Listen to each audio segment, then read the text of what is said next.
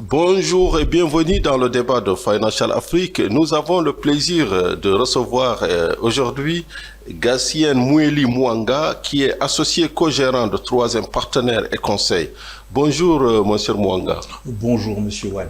Bonjour et bienvenue à Financial Afrique. Alors, début juin 2023, vous organisiez les journées pétrole à Dubaï. Quel bilan peut-on faire de cet événement? Je voudrais tout d'abord m'acquitter d'un agréable devoir que de vous remercier pour cette invitation. Merci. Mais également vous remercier pour l'information et la participation que vous avez aujourd'hui à la connaissance de l'écosystème financier africain. Sur les premières journées pétrole, je voudrais revenir premièrement sur des éléments clés. Il convient de dire que l'objectif de ces premières journées pétrole, c'était de pouvoir réunir des Africains, les acteurs africains du secteur des hydrocarbures sur des problématiques communes. Ce que nous pouvons dire, c'est que nous avions réussi à mobiliser 6 pays producteurs de pétrole africains qui représentaient 15 administrations, et nous avons eu le plaisir et l'honneur de recevoir 2 ministres, dont la vice-ministre des hydrocarbures de la République démocratique du Congo, qui a procédé à l'ouverture des journées pétrole, et nous avons également eu le ministre du pétrole et du gaz du Gabon, qui lui a procédé à la clôture de ces journées. Qu'est-ce que nous pouvons retenir? Nous pouvons nous arrêter sur 2 points principaux, à savoir que nous avions réussi à réunir des Africains de manière à pouvoir parler et échanger sur des problématiques communes sur un sujet hautement stratégique que les hydrocarbures. Deuxième élément que nous avions pu également retenir, c'est que le cabinet 3e a pu permettre à de nombreuses administrations de pouvoir disposer d'outils importants dans la meilleure gestion des hydrocarbures à travers les contrats de partage de production. D'accord. Justement, dans le fond, ces journées portaient sur le contrat de partage de production. Donc, pouvez-vous revenir sur ce cadre juridique qui lie les États producteurs avec leurs partenaires privés? Le contrat de partage de production est un dispositif juridique qui permet de mettre en relation un État et une société pétrolière. La particularité de ce contrat, c'est que l'État est le propriétaire du sol et du sous-sol, et donc en conséquence, il est le propriétaire de la production en cas de découverte. Et donc ce contrat, ici, quelle est sa philosophie? C'est de dire, une fois qu'on a trouvé du pétrole, les opérateurs seront remboursés d'abord de leur investissement, et ensuite la partie de la production restante va être partagée entre l'État d'une part et la compagnie pétrolière. Ce mécanisme permet à nos États de pouvoir disposer de façon permanente et régulière de recettes tout au long de la durée de vie du contrat, tant qu'il y aura de la production, ce qui est quelque chose de fort appréciable. Deuxième élément, autre particularité, c'est que ce contrat confère à l'État des prérogatives qui sont importantes. Premièrement, c'est de pouvoir autoriser l'ensemble des opérations et activités qui vont se dérouler. Ensuite, elle a une deuxième prérogative, c'est de pouvoir collecter des données issues de différentes activités qui vont avoir donc durant toute la vie du contrat, c'est-à-dire en phase d'exploration, en phase de développement et en phase d'exploitation. Et donc, la troisième prérogative, c'est le contrôle. Et donc, ça permet aujourd'hui à nos États d'avoir un œil et un suivi sur l'ensemble des activités qui se font sur la durée de vie du contrat, ce qui est quelque chose de fort appréciable, contrairement au contrat de concession, où là, l'État n'a qu'un rôle de collecteur d'impôts. Alors que là, l'État a un rôle direct où il peut intervenir à tout moment et surtout avoir un contrôle sur l'ensemble des opérations qui sont menées. Dernier point très important, c'est que le contrat de partage de production a un spectre beaucoup plus important d'intervention, car il ne se limite pas qu'aux aspects techniques, mais également il couvre des aspects financiers, des aspects administratifs, sociaux et environnementaux, donc qui permet d'avoir aujourd'hui un impact beaucoup plus grand dans l'économie ou l'écosystème d'un pays.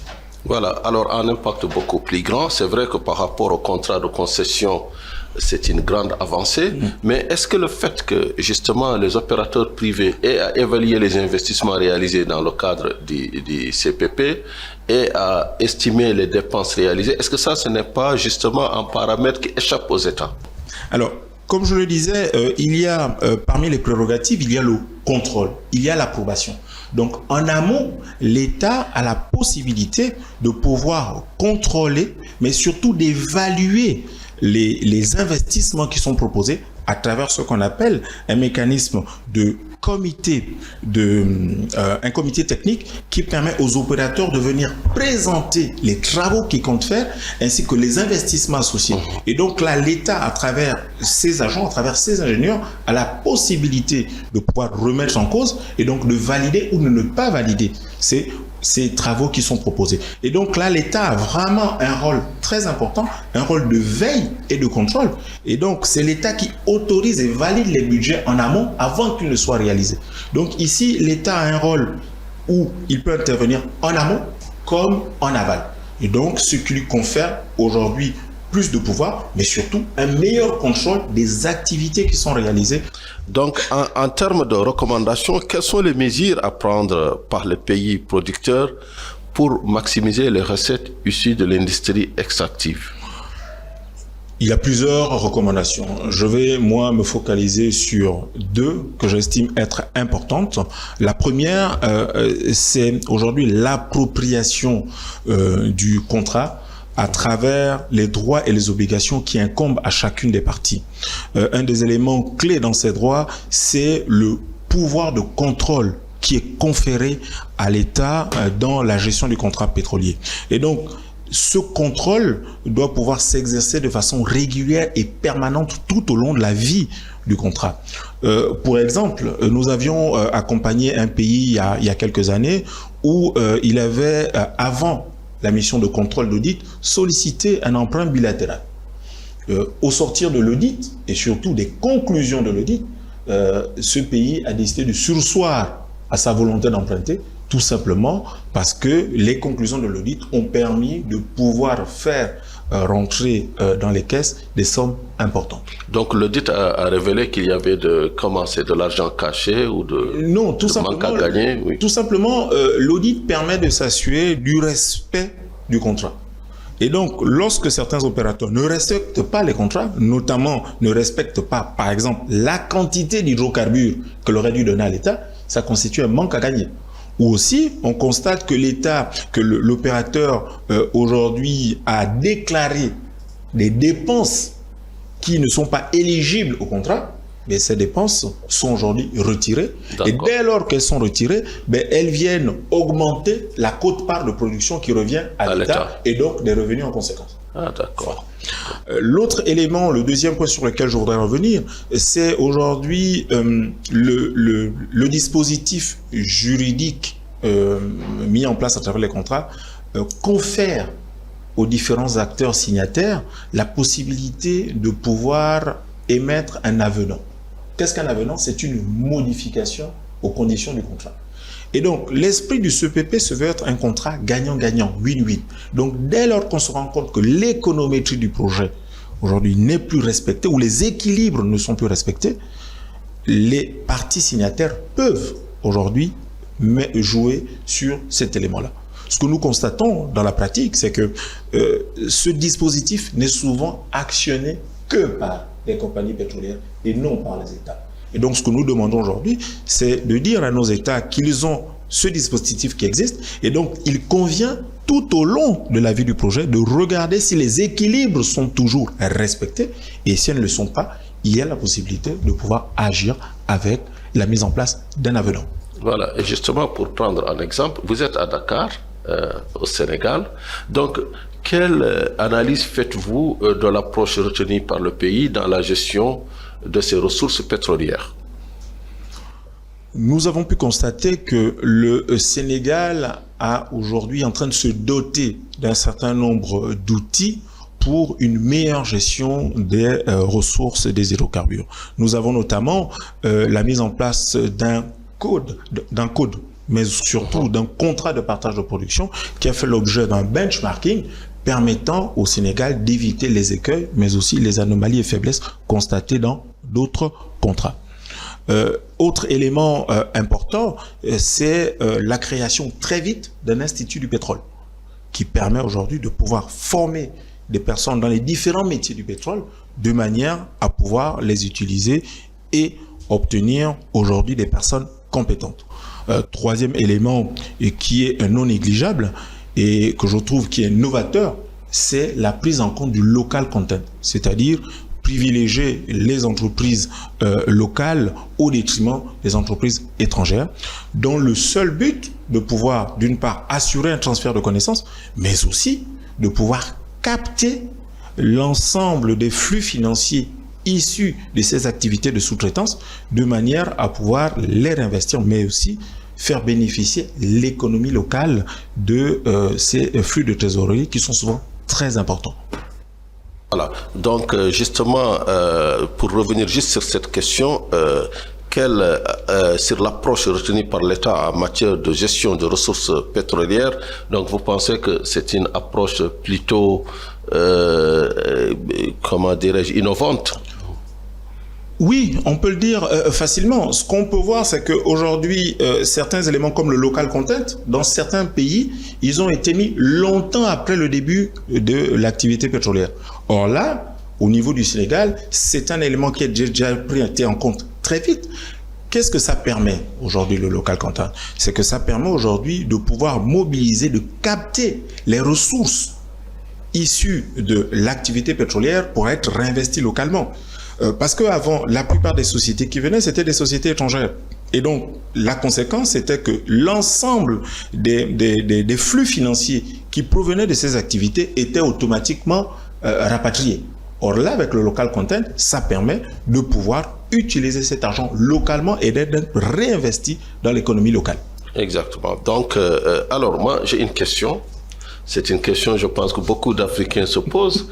Pourquoi les pays du Golfe arabo-persique, les pays riches en pétrole et en gaz, sont aussi liquides en termes financiers, alors que les pays africains producteurs de pétrole et de gaz sont souvent endettés auprès des institutions internationales?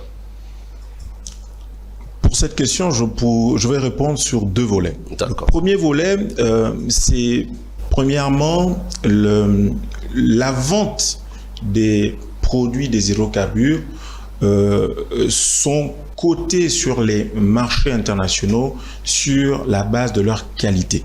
C'est-à-dire, plus les hydrocarbures que nous produisons sont de meilleure qualité, c'est-à-dire plus liquides, moins de paraffine, ce sont des produits qui, à l'international, se vendent à des prix beaucoup plus importants. Et donc, dans ces pays-là, la qualité des bruts produits sont souvent de qualité supérieure. Alors que souvent au sud du Sahara, la qualité de brut que nous avons est souvent de moins bonne qualité. Et par conséquent, le prix sur le marché est beaucoup moins important et donc un flux de trésorerie moins important. Premièrement. Deuxième élément également, c'est que ces pays ont réussi à pouvoir se doter d'infrastructures permettant la transformation de ces produits de manière à obtenir des produits dérivés ou finis qui sont réinvestis localement. Or, nous exportons ces produits bruts et ensuite, on va les importer sous forme de produits finis avec une valeur ajoutée beaucoup plus importante et des prix aussi plus importants. Ce qui pourrait créer aujourd'hui le déséquilibre, entre autres, que vous évoquiez précédemment. Voilà, ça veut dire qu'il faut plus de raffinerie, il faut plus de transformation sur place. Il faut également arriver, à travers les revenus du pétrole, de transformer nos économies pour ne pas être des économies de rente, mais des économies qui puissent, à travers le pétrole, transformer l'économie et ainsi impacter mieux les retombées auprès des populations. Alors, monsieur Mwanga, qui du prochain événement de 3M Partenaires, c'est où, c'est quand? C'est une bonne question. Il faut dire que les journées pétrole veulent s'inscrire dans la durée et veulent être un rendez-vous indispensable pour les acteurs africains des hydrocarbures. nous avions tiré beaucoup d'enseignements de ces premières journées où nous avons capitalisé énormément sur les préoccupations, les problématiques que rencontrent les administrations. Et actuellement, nos équipes travaillent de façon active dessus, car l'objectif des journées pétrole, ce n'est pas seulement de faire un rendez-vous de rencontre, mais un cadre où nous pouvons apporter des solutions sur mesure à chacune des administrations. Et donc pour cela, nous travaillons encore de manière à pouvoir, pour la prochaine édition, apporter une thématique ou des thématiques qui puissent être utiles pour nos administrations. Pour finir, et c'est vraiment le mot de la fin, comment vous présentez aux lecteurs de Financial Afrique qui nous suivent? Je suis Gatien Mweli Mwanga, comme on a été présenté par M. Wade. Aujourd'hui, ce que nous voulons, c'est que le cabinet Troisième Partenaire Conseil s'inscrit comme un cabinet de conseil de référence dans l'accompagnement des États. Pendant très longtemps, le secteur des hydrocarbures a été présenté comme un secteur complexe, un complexe difficile, un secteur d'activité difficile d'accès. Ce que nous voulons aujourd'hui, c'est de pouvoir démocratiser ce secteur d'activité de manière à ce que nous puissions, nous, Africains, mieux nous prendre en main, mieux nous prendre en charge pour que les intérêts de nos États soient garantis et que l'esprit des contrats de partage de production soit respecté, à savoir win-win, gagnant-gagnant. Monsieur Mwanga, merci. Je vous remercie, Monsieur Wade.